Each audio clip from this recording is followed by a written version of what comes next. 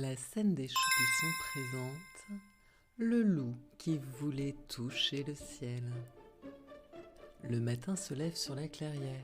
La lumière glisse sur les herbes, dans les feuilles, et le ciel immense flotte tout là-haut, tranquillement. Petit loup marche le museau levé. Il observe le bleu clair qui s'étire au-dessus de lui. Il plisse les yeux, tend une patte, puis l'autre. Toi là-haut, tu es loin, très loin.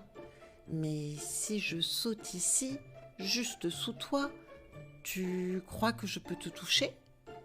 Il fléchit les pattes et hop, pouf, le ciel reste exactement là où il est.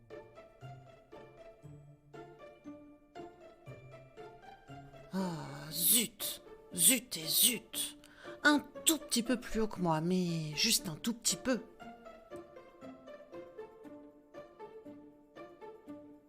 Le loup essaie encore. Il lève sa patte bien haut, si haut qu'il se met sur la pointe des pieds, si haut qu'il en tremble un peu. Presque, encore un peu. Rien.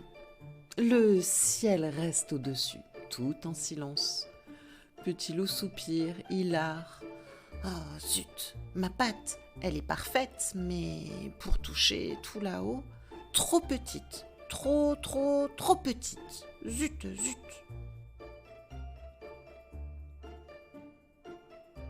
Un peu plus loin, à côté d'un grand arbre, une pierre ronde se repose contre une racine. Petit loup pose ses pattes au-dessus. Il pousse, il tire, mais la pierre ne bouge pas. Tu veux rester en bas, hein ? Pas question d'aller dire bonjour au ciel. Il pousse encore. Rien.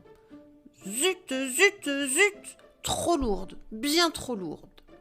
Même l'arbre derrière toi est plus léger quand le vent souffle. Et les feuilles frémissent au-dessus de lui, comme pour lui répondre. Sous une branche basse, dans un petit nid, quelque chose dépasse. Une plume douce, légère, qui danse à peine dans le vent. Petit loup l'accueille, il la lance vers le haut. La plume s'envole, monte, puis redescend sur son museau en faisant des zigzags. Oh zut ! Toi, on t'avait demandé d'aller là-haut, pas de revenir ici. Et il éternue. Ah, tchoum ! Tu es bien trop légère, beaucoup trop.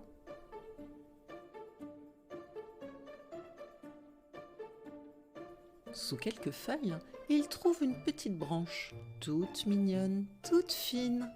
Il la lève devant lui, il la tend vers le ciel. Oh zut, trop courte, beaucoup trop courte.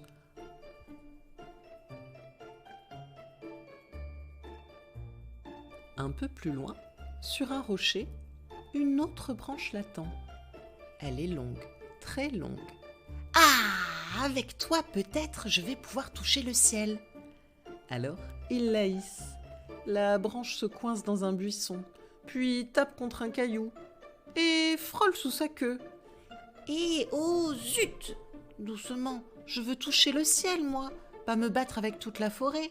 Tu es trop longue, bien trop longue. Il s'assoit entre deux herbes, dépité. Trop petit, trop lourd, trop léger, trop court, trop long. Zut ! Zut de zut et rezut ! Rien ne va. Au bout du sentier, tout là-bas, une colline s'élève doucement vers le ciel. Petit loup trottine dans la pente. Il grimpe. Ses pattes glissent un peu sur l'herbe humide. Mais il avance, fort et déterminé. Le monde devient alors plus petit en dessous de lui. Le vent souffle autour de ses oreilles. Arrivé tout en haut, il lève la patte très haut, encore plus haut que tout à l'heure.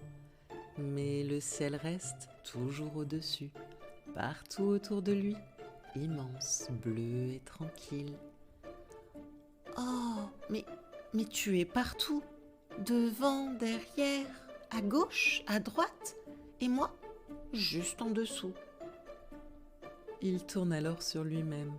Il rit, surpris par sa propre découverte. Petit loup se couche alors dans l'herbe. La colline est tiède et les brins chatouillent son ventre. Le ciel, immense, veille au-dessus de lui, comme une grande couverture bleue. Ah, finalement, le ciel, c'est magique et c'est un peu comme un doudou. Le vent passe à côté de lui, entre les herbes, contre les arbres, et le ciel, lui, reste là, fidèle et doux, au-dessus du monde. À très bientôt dans la scène des Choupissons.